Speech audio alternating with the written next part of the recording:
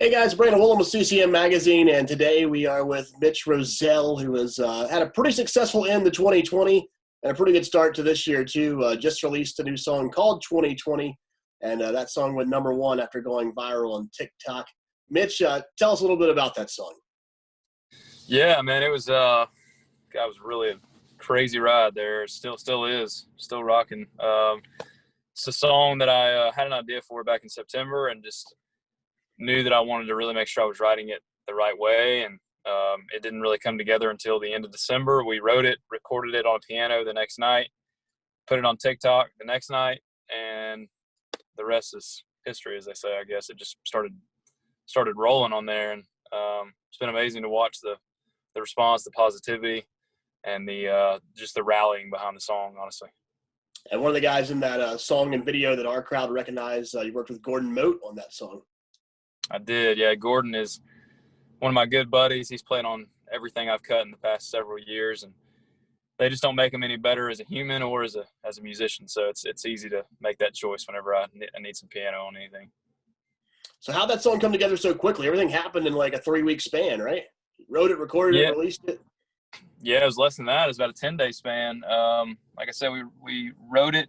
We either recorded it the next night or the night we wrote it. I think it might have been the night we wrote it, actually. Uh, Finished writing it, I should say. And then the next day I put because we recorded a video of me singing it, and we just put together like a simple video and put it on TikTok, a minute of it, and it just started. I had never really used TikTok and never promoted it. I just kind of put a few videos up, and I had like 120 followers on there or something. And so I didn't have a lot of a base to like get it going, but so it started off a little slow that night, like a few thousand views. And the next morning it just started just rocking, like it was getting 100 views every 3 or 4 seconds, and it just steamrolled for a long time. And then we put it on Facebook, and it went even more crazy. So yeah, pretty fun. Like I said, crazy ride.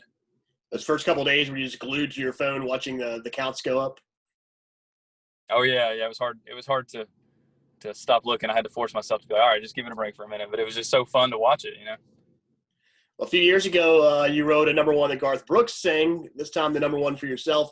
How different was it watching these numbers climb compared to the one that Garth did? Well, I don't think I could ever top what Garth did, just because writing something for your favorite artist who happens to be Garth Brooks is pretty amazing.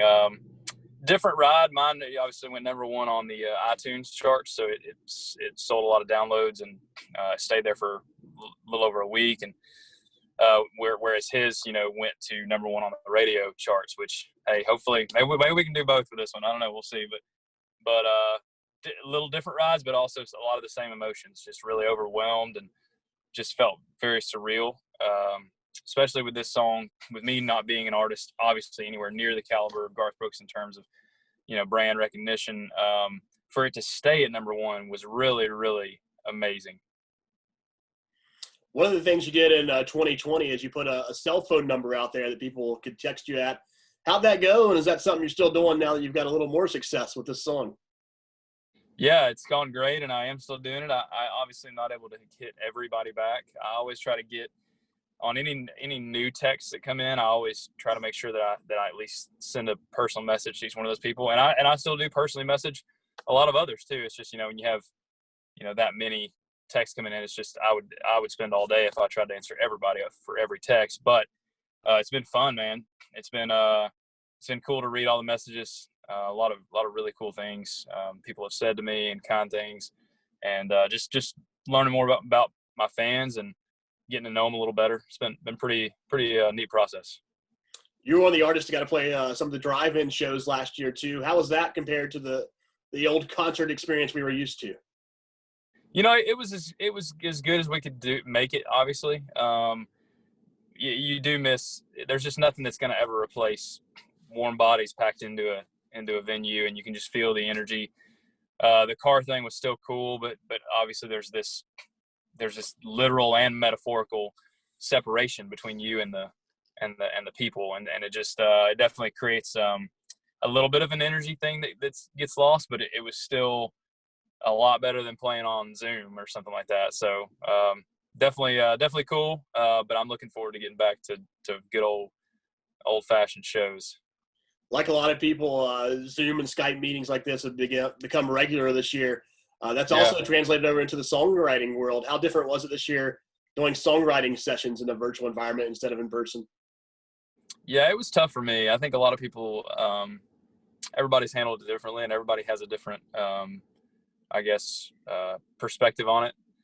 I've talked and met some people who are like, man, I don't even think I want to write in person again because it's so much easier to just stay home and write on Zoom. And I've had days like that where I'm like, man, I'm really glad I didn't have to leave the house because I had so much I had to do this morning or whatever. But for me, there's something about being in the room with somebody. Again, there's an energy there that you can't replace. And so I think it depends on the day and it depends on the person. But overall, for me personally, it was definitely tough this year to write over Zoom. Awesome. Well, Mitch, thanks for joining us. And you guys can go stream that new song 2020 by Mitch Roselle. It's on all the streaming platforms. You can buy it. You can listen to it for free. Watch the video on his Facebook page. Thanks for joining us today, Mitch. Appreciate you, brother. I really appreciate the time. And here's to 2021. Yeah.